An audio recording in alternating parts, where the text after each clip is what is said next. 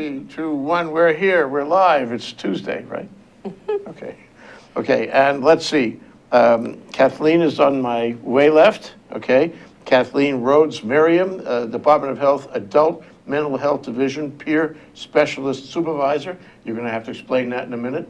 And to my immediate left, Nancy Deely, Department of Health Suicide Prevention Coordinator. We are going to talk today about suicide prevention, which is very important. We're going to find out how important it is. But first, let's define who we are, okay? So what do you do in that title, that long title? And how did you get to do it? Okay. Well, I work for the Adult Mental Health Division with a team called the Clinical Operations Team under the Adult Mental Health Division. And I've been in the mental health field for about 31 years. And I love it. I don't know how you can do that at the age of 19. We're not going to go there. Wow, thank you. Thank you. I did start very early. Okay, I guess so. I actually started early because I myself have had some mental health issues. And I thought, well, if I ever do get better, then I would really like to help other people. So it's payback. Yeah. How very nice of you. Thank you. And so that's all I know really is the world of mental health, and I love it. And so I've been working for the Department of Health for about 12 years since I got to Hawaii. And my focus now is really the adults with mental health conditions, and that's severe and persistent mental illness, really. So people that are coming out of the state hospital, people that receive case management services, housing supports, clubhouse services. Those are day programs for people with mental illness that offer an array of services like vocational support, educational support, day programming. So, and then most recently, some peer support, which is people with lived experience helping other people, because we find that really people that have that experience can build rapport. They can understand. Quicker, yes, exactly, exactly. You have special training in the area? I do. I got my bachelor's at Western Washington University, and then I got my master's here at University of Hawaii, which I loved going here to UH. They have a really good program in social work. So I have a master's. I'm a licensed social worker. I always tell social workers that I never met a social worker I didn't like. Well, that's good to hear. They're all committed to helping people, and what a nice thing, you know. Thank you. It's kind of it's a passion, really. It's a way of living, not just working. It's not really a job. Yeah. It's kind of what we want to do. Well, thank you for being here. Thank you for having me. Yeah. Okay, Nancy, are you a social worker? I am not. I am. Okay. I am a public health educator. I also got my master's at UH. Go UH, and so I have been working for the Department of Health now for about 8 years, and basically before I became the suicide coordinator about 1.5 years ago, I spent my time working in HIV and AIDS. So this was a shift, definitely a shift of focus, but the kind of skills that you have for public health education really crosses over. So I don't work directly, I don't do direct service like Kathleen does, and so what I do is I actually bring groups of people together and see what kind of supports that we can give, and task forces, and I work very closely with Mental Health America. So it's much broader, it's much more universal, and so with public health I'm really looking at the impacts of the group, the impacts of society on it. Yeah. It's so good that you're here, that we can talk about this, because it doesn't get a lot of discussion. But it got discussion in the letters to the editor, and I showed Nancy an article that I picked up this morning, this very day, Tuesday the 21st, about the very subject of our program. And it was written by somebody from that organization you just mentioned, Mental Health America of Hawaii. It must be a chapter of a national organization. Yes, it is. Huh? And you mind if I just go through the points of it? No, please. Okay, the title, which probably was not the writer's title. The writer is Maria Grams, Grambs, Executive Director of that organization. The title was Mentally Ill People Are Unfairly Blamed thanks for exposing some of the problems in obtaining treatment for people, I guess there was an article about this, with mental illness, including delays in obtaining mental health evaluation. Many people with severe mental illness do not get needed treatment in Hawaii, and this is a tragedy for all of us. It was emphasized that some people with untreated mental illness are potentially prone to commit violent acts and thus a threat to public safety. But some of them are in actuality, but in actuality, only 4% of violence in American society is caused by people with mental illness. We are far more likely to be killed or injured by someone we know in our home than by a stranger, much less a mentally ill person. Further, mentally ill people are 11 times more likely to be the victims of violent crime than the general population. Above all, let's fix our mental health system, in which far too many people with severe mental illness do not get the treatment they need and deserve. So, comments, ladies?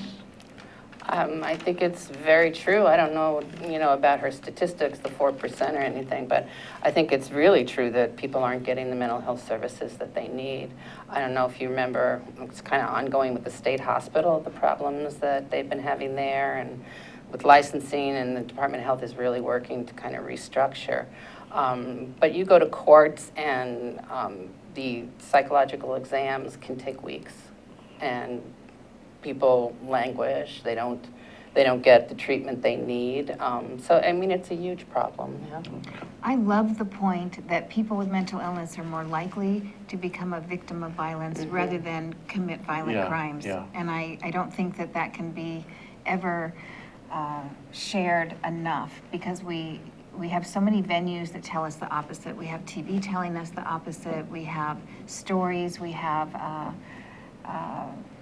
it goes on and on, where people are constantly getting this image that people are violent. And the fact is, we should be worrying about them being abused and victimized on the street and stigmatized. And it's almost like they get this stamp on their forehead that says that they're mass murderers and that they're these terrible people you should be afraid of. The fact is, they're much more afraid of us than we need to be afraid of them. And so neighborhoods need to get that message.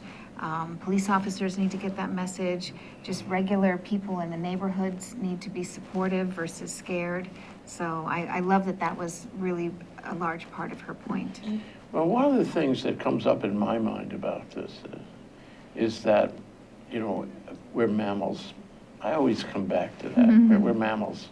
And we're biological creatures, and we're not completely rational.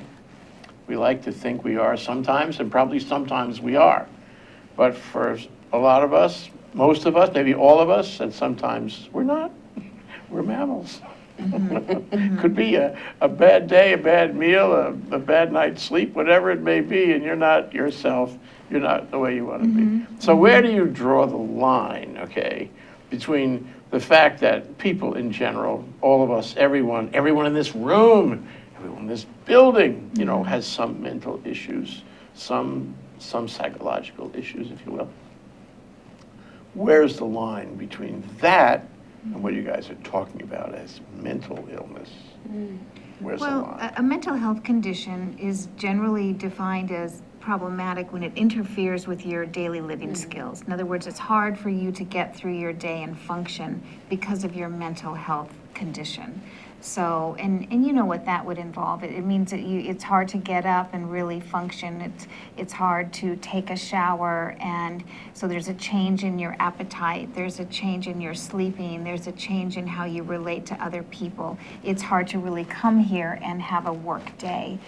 Your relationships are all off kilter because you can't maintain those healthy relationships anymore.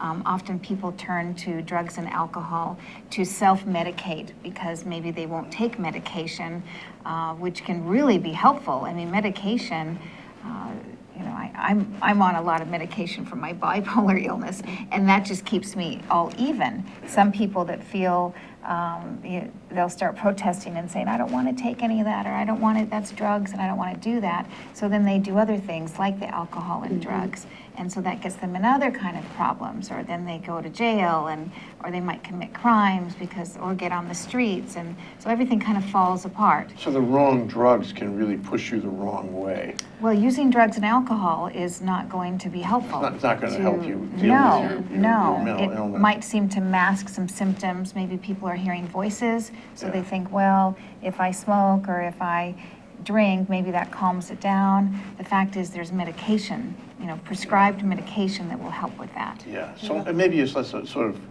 dealing with the pain of it, dealing with the insecurity of it, and the drug helps you maintain a level of confidence, false confidence, but confidence. Right. And that's what puts the two together. And a lot of people don't like the way the medication makes them feel.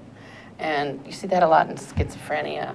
And This is the good medication or the bad? The good medication. Yeah, because some medications, you would know more, but kind of levels you out so you don't have the highs and lows so more. And, people like the highs, we're mammals. So Thank you. so the highs are really exciting. So when they don't want to take medication because of the way it feels, they feel better maybe with the substance abuse. I see it as a real problem with the homeless. They don't have access to the medications, and so many of them are suffering from mental illness. What is the connection there? It's really an important question. There was another article in the paper too, and they were trying to categorize the homeless. And, one category, whether it was it was a letter to the editor, so it's not authoritative, but, obviously one category of homeless are people who have mental illness. They can't function, as you said. What is the relationship? I mean, do you start out with mental illness and wind up homeless? Or do you start out homeless and wind up with mental illness? How does that work? That's very There's no one kind of homeless person. No. Right? So it's a really complicated issue, and that's why there's task forces and groups trying to come together. That's why it's not the city's problem, the state's problem, my problem, your problem. It is a social, complicated issue that's taken a number of agencies and people to come together and try to look at that, as well as getting the voice of the person that's homeless, getting their feedback on what do you want to do, where do you want to live, what would help you succeed and be successful in living in the community, or what kind of house, what kind of environment would help you, be more successful, what kind of treatment do you need to be successful? Yeah. And what kind of supports do you need? To be able to function. Yes, to be able to live in So society. we're going to take a short break here in a minute, but before we take the short break, I want to ask you guys a historical question. Okay, and I give you 1850. I give you 1850 here in Hawaii or on the mainland, some city on the mainland. Was it the same or was it different in terms of mental illness? Thoughts? Reactions? Oh. Well, I think it's organic in some people, and I'm sure that there was probably just as many then as now, but lifestyles were different, pressures were different, community acceptance probably was different. You could go get a fish. I think. Who knows? I mean, we weren't there. We can't be there. We can't There's be not there a at lot all. written about it, No. so I just wonder Do what you have your... any? Well, on one hand, I bet there was that, beautiful ohana sort of feeling. On the other hand, that's before medication, so that's before, part of it makes me scared, thinking that would be before some technology where things have improved for people. I'm thinking of voices. I mean, I know some cultures see voices as, somebody's really special because they have these powers.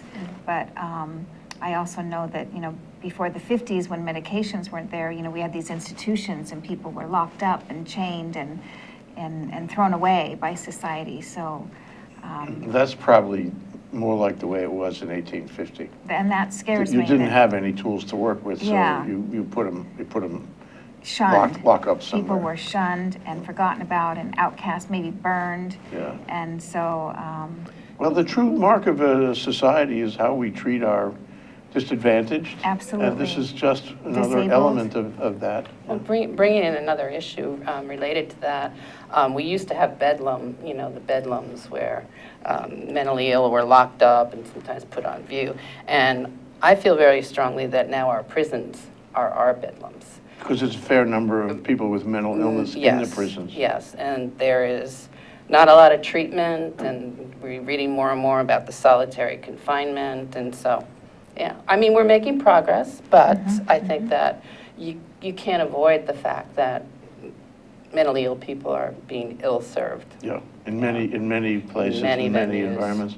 Let's take a short break. When we come back, I'd like to talk about two things, really. One is the evaluation you guys were talking about. What is that? How does that work? How did you screen for mental illness as a society, as Hawaii?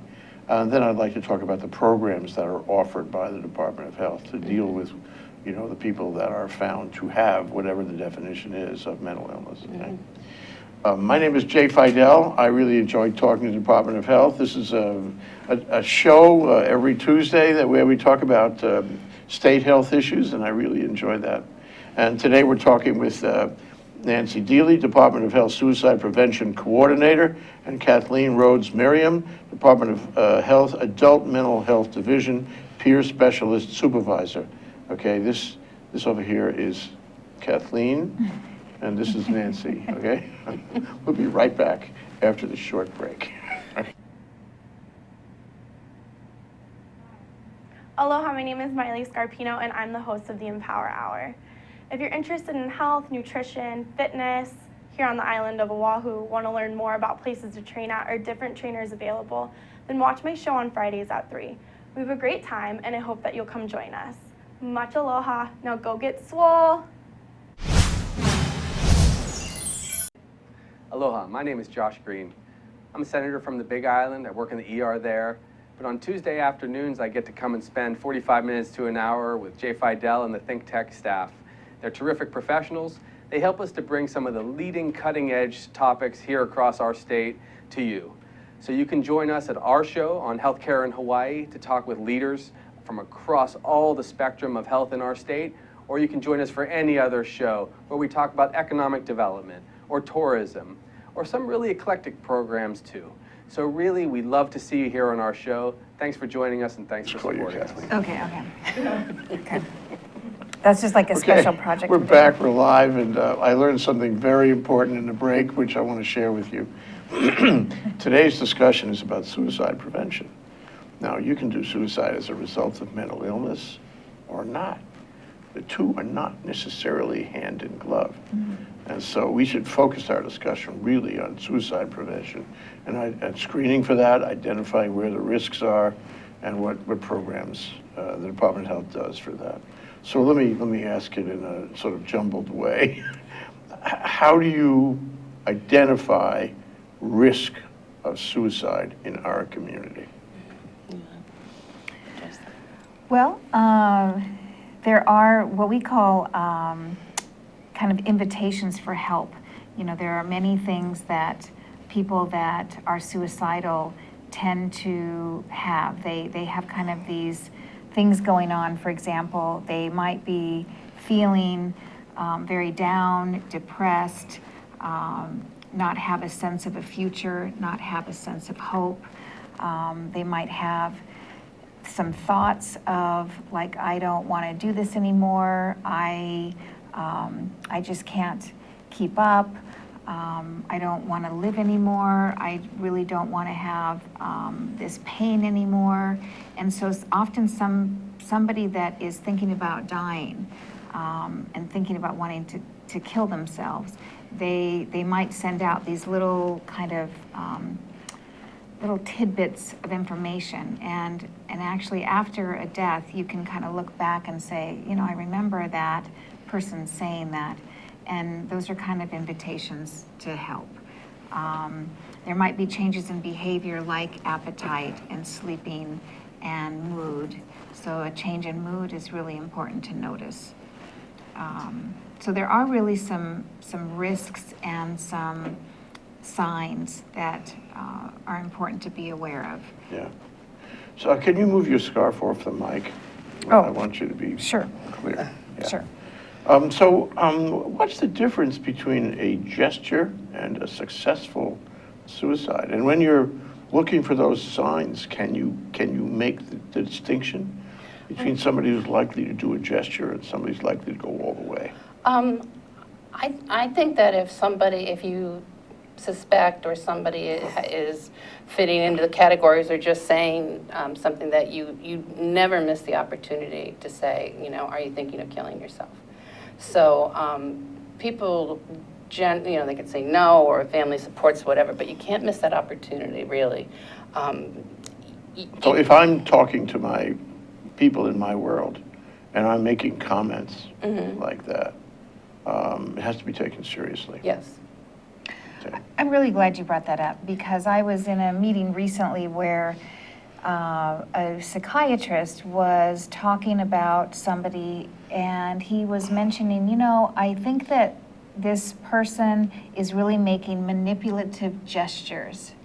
And I think we have to get attention, that yeah. kind of thing. Okay. And you know what? If somebody's wanting attention, we need to give them attention.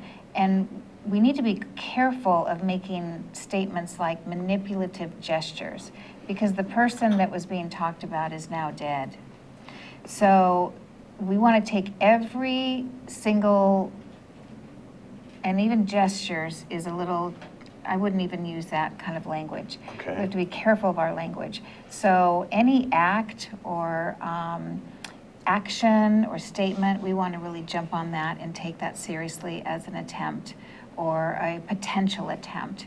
So nobody wants to look back and sit here and say, wow, that person's gone. Should have spotted that. Should have, could have, would have, Yeah, because yeah. there's always going to be some guilt anyways in a suicide. And so, and even, for example, language like, we now often don't, in our training that we provide, and there's a lot of training opportunities, so and Nancy can talk about that later, we want to make sure people get training and support, so prevention, postvention, after somebody does take their life. So we don't even use the language anymore of commit suicide. Why? Because what do people commit? They commit crimes. It has kind of this connotation. It was a crime back when, Yes. And before the Enlightened Age, it was treated right. as a crime. You're right. Thank you. Thank you. Well, it's not a crime anymore. Right. We so really, what would you call it now? We say die by suicide. Die by suicide. Somebody died by suicide. And that takes a while to get used to. Yeah. Died by suicide. That would be the Enlightened view of it, for sure.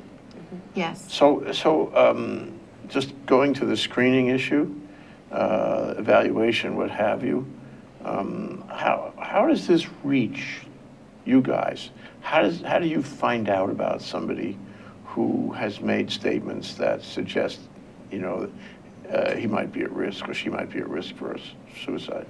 Well, I think that brings us back to the trainings. We have what's called Gatekeeper Trainings all over the state.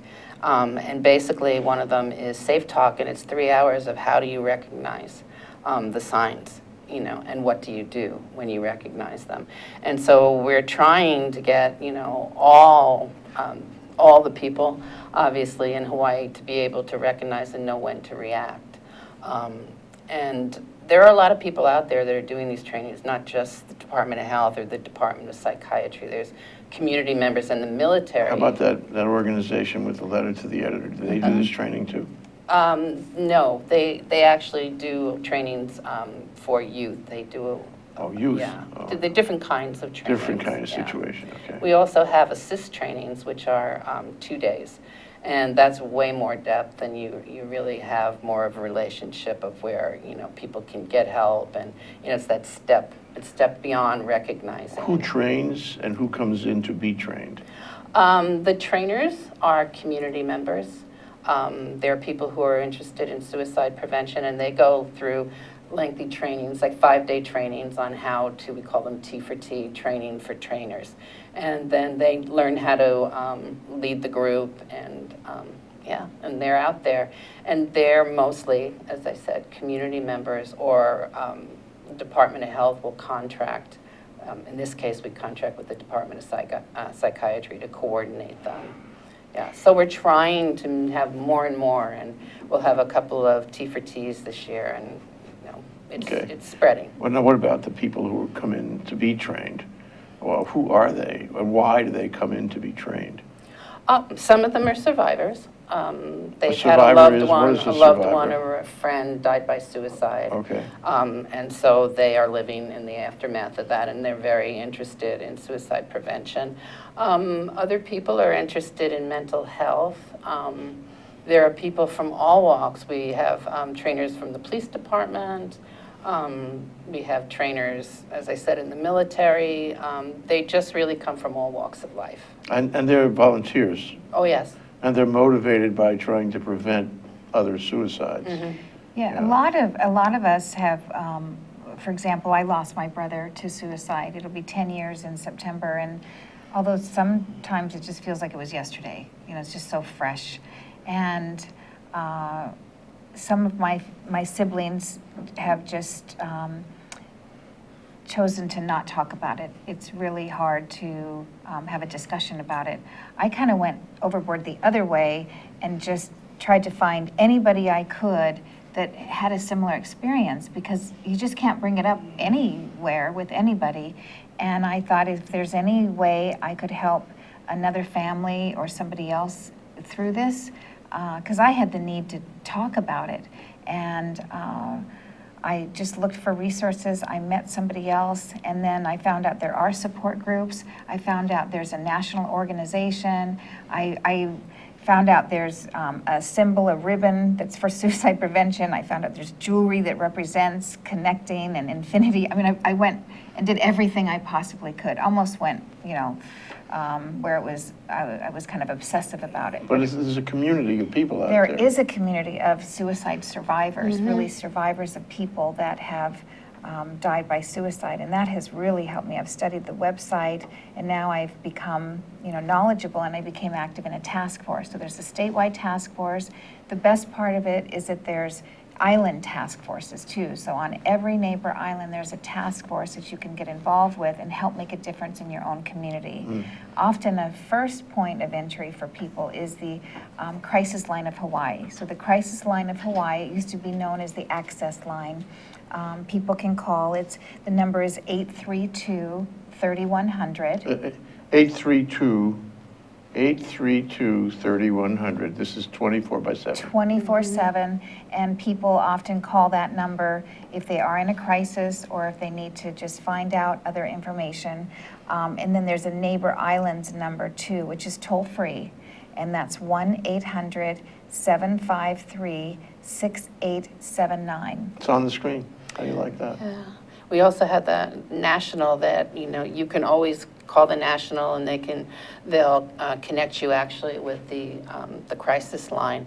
And also, if you press 1 after that, it's for veterans.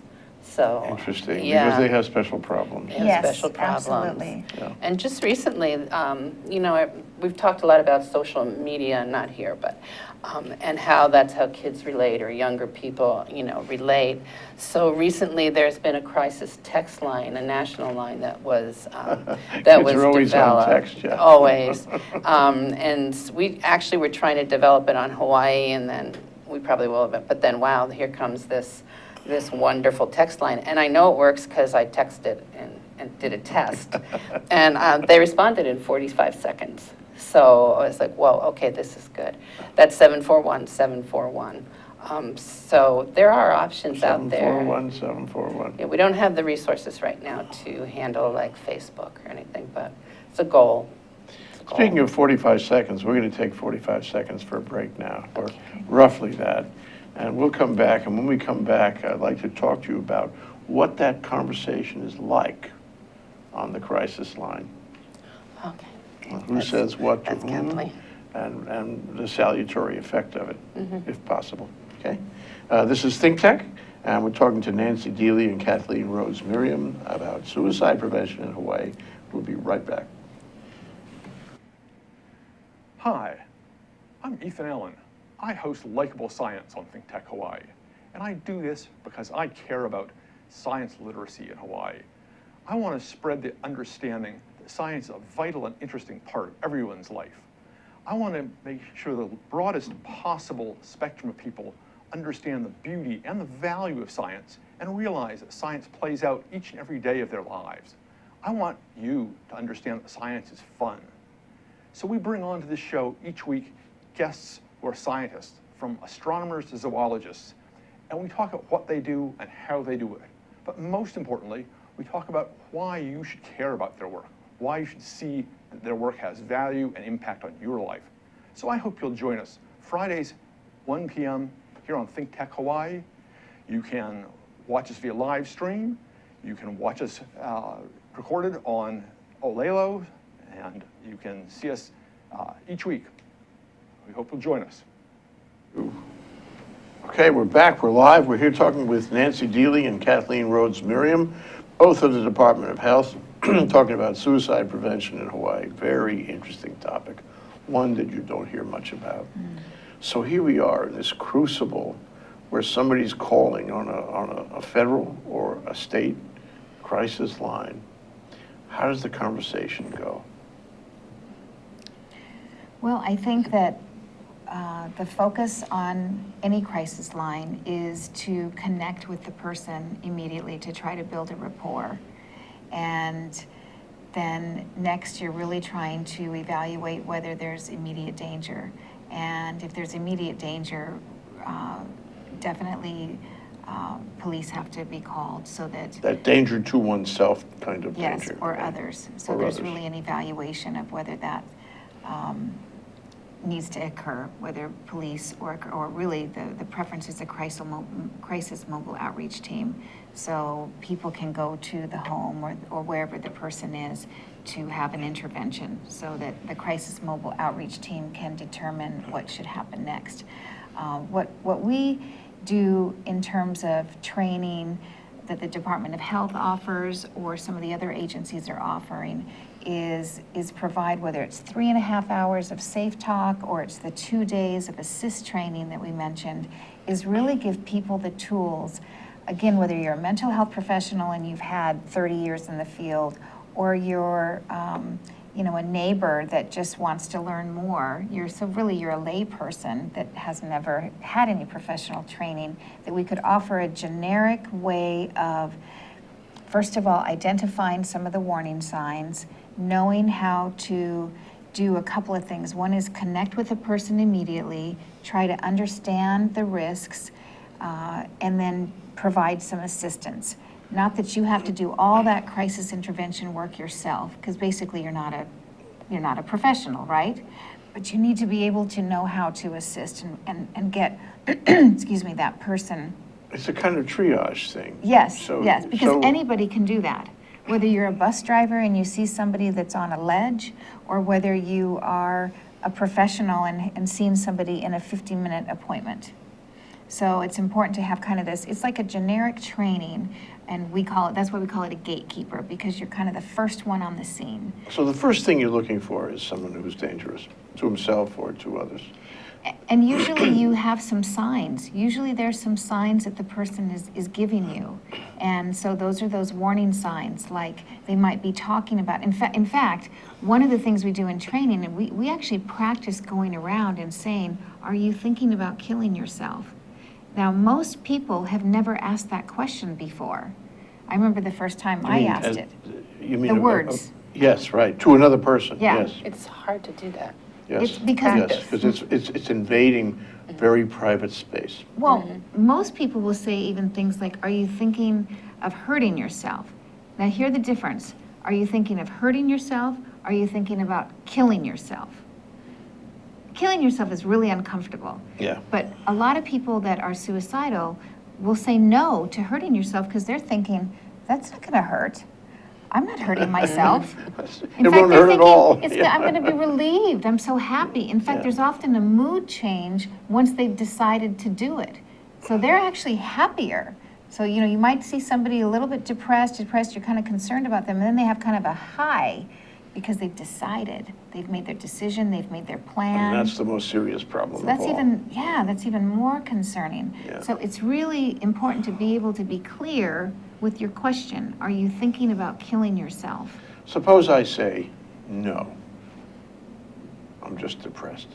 Suppose I say that. And maybe that's true. So what do you do for me? Do you say, well, thank you for calling, and we hope you'll see your doctor soon. What do you do?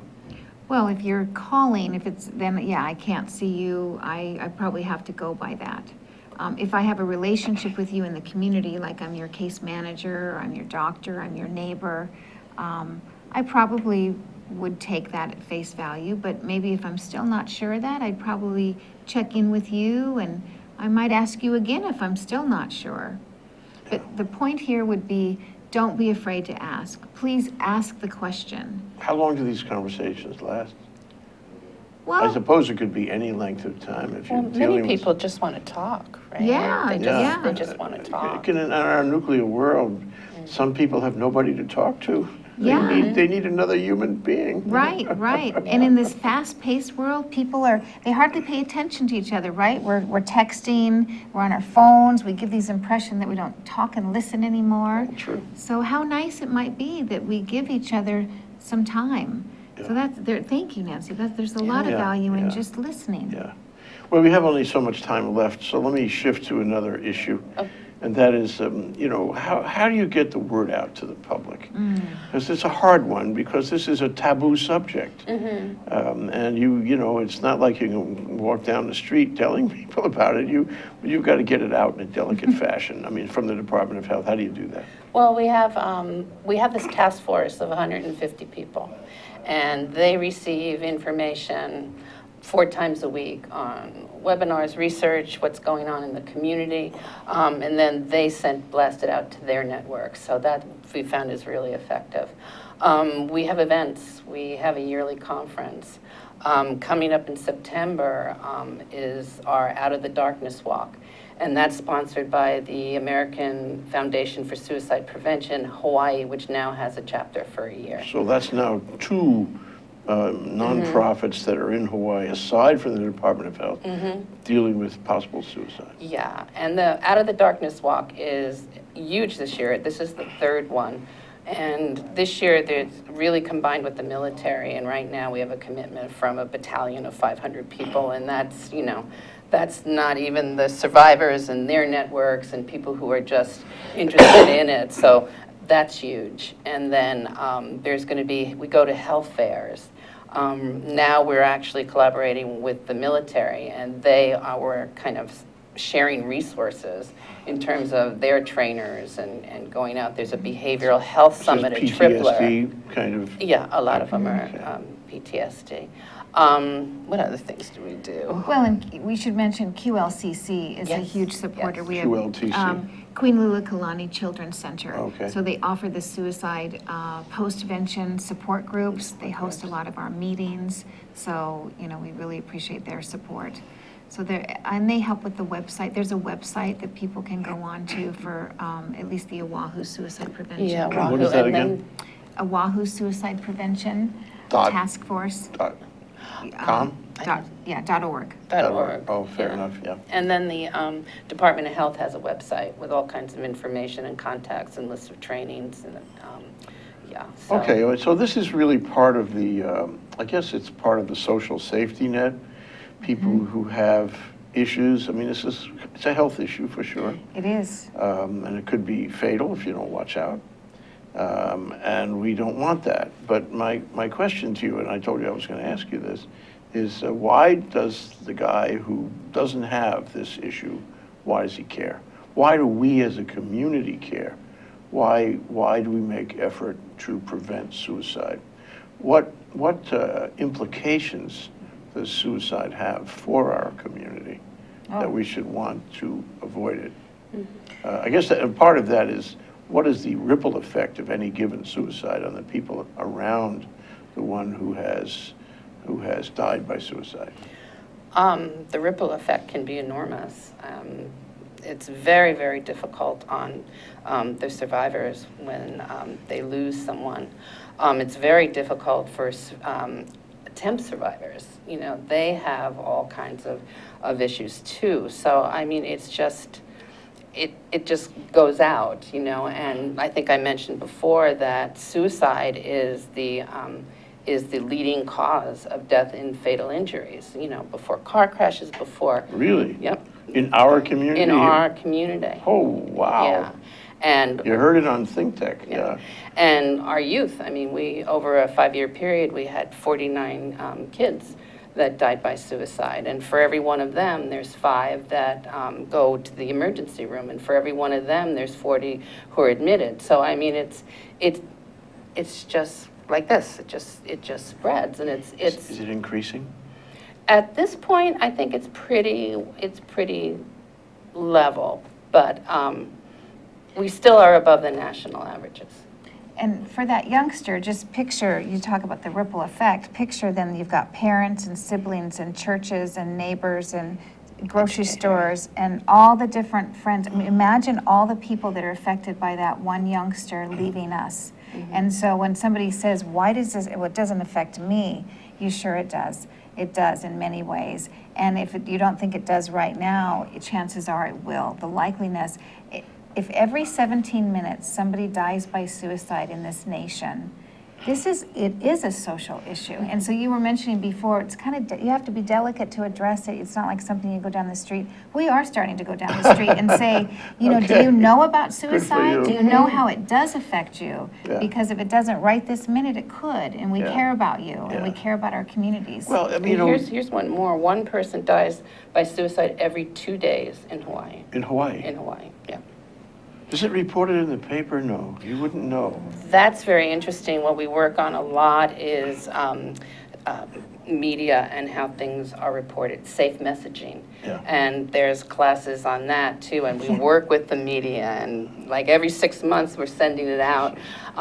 You want the media to be responsible because you don't want to glamorize it. You don't want Yeah. the contagion to take effect, Yeah. that people will say, Monkey oh. see, monkey do kind Yeah, of thing. Exactly. So the media is really encouraged and hopefully taught that it has to be relayed responsibly. Maybe you don't say suicide. Maybe, there was a whatever. This is how the person died. And then, look for risks, or look, if you're in trouble, call these numbers, so you're more giving out information to the public rather than this person committed suicide. It's Well, articulate. to go back to the point of being mammals, we're all mammals, and I suggest to you that when you're looking for risk, you can find it at home with your own self. Because if you've had a bad day, maybe this is a thought you could have. There's nobody that's, am I right? There's nobody that's really exempt on a bad day from this thought, and this thought could convert to action. But I wanted to ask you, what about the cultural aspect? Does this explain in some way the fact that we have higher numbers here? Is this related, the suicidal thoughts and actions related to cultural propensities, cultural norms in any way? I think so, yeah. I think we have some cultures here mixing together that might have some conflict. For example, there might be some norms about shh, keep it secret, Yeah. and definitely don't let anybody else know that we have some problems, and we will not go outside of our family and ask for some help, and embarrassment and shame. It's automatic anyways with suicide because there's so much stigma, but there might be that extra cultural practice and pressure. And age groups. I recall a situation I was familiar with where a young man had been stopped by a policeman for some sort of trumped-up traffic offense, and he wound up jumping off a building and survived, only because he was young and strong, but it was a really big attempt. And I posed the question to you, young kids, teenage kids who are vulnerable, fragile in their ego structure in that part of their lives, are they at greater risk? They're at very high risk. The 15 to 34 is pretty much our high-risk group. And it can be for a teenager, it can be a relationship, the person they love broke up with them. They're having family problems. Parents don't understand them. I think that so often those things that we look at are just typical teenage behavior. And it's not always typical. Yeah. So you really need to have some kind of supportive adult, and they hope that they have some kind of supportive adult, whether it's at school or, if they're alienated from their family. Bullying is not correlated with suicide, but we know that there's a huge influence there. It's horrible to have the way these kids are bullied, some of them, so that's also an issue. They're starting up the bullying task force again, which is having some meetings now, and there's a whole group of people, mental health and the university and Department of Health, that are all looking at that issue. Yeah, there was legislation this year that unfortunately didn't pass, requiring everybody in school to have training in suicide prevention. You all ought to be more conscious of this. One other last question, because we are out of time, but I just want to, is age a risk factor? In other words, elderly, is that a risk factor? Yes. I can imagine, for example, people who spent all their money or who have profound diseases that are going to kill them anyway, who decide to pull the plug on their terms. It's a very methodical kind of decision process. Yes. And I expect that happens in Hawaii. It does. It really does. It's interesting. It's end-of-life choices. Yeah. Right? That it's more referred to as end-of-life choices rather than died by suicide. It gets all jumbled up, I think, when you're, with the elderly, because people decide, I've had enough. I'm 94. So make me comfortable, I'm going. And the family, assists in that. So is that suicide or is that an end-of-life decision? Yeah. And that's why death with dignity kind of Yes. thing, yeah. Right. Yeah. And that's why the numbers are really, we can never really be sure about quoting numbers because we do believe they're underreported. Some of that would be underreported. Some of the drug overdoses would be underreported. The accidents. Accidental deaths. So, and even when you're in the coroner's office, sometimes you have an opportunity to say, well, let's not call it suicide. Let's go ahead and call it, it'd be gentler to the family to call it something else. So it's definitely worse than it seems, we think. Okay, I'm giving you an opportunity to close, Nancy, okay? And you can look at, let's see, that camera there. And tell the people out there what message you would like to leave them with about how to deal with potential, suicide. I think just be very alert to what's going on around you is really important, and to give yourself to the people around you in terms of being able, willing to listen to what's going on. I think knowing what you're looking for is vitally important, so I heartily suggest that everybody take one of the suicide prevention courses. They're really wonderful, only 3 hours. And they do so much good. And this is my number, and you can contact me or call me. I was going to say 24/7, but no. 8 to 4. So that's pretty much my message. Do you have a message? Thank you, Nancy very Deely. much. Thank you, Thank Kathleen you. Rhodes Merriam. Thank Been you. great to talk to you guys. Learned so Thank much. you, Jay. Oh, it's an Yeah, honor. Thanks for really. coming down. Yeah, this is important. Carry on the good work. Thank you. Aloha. Thank you very much. Aloha.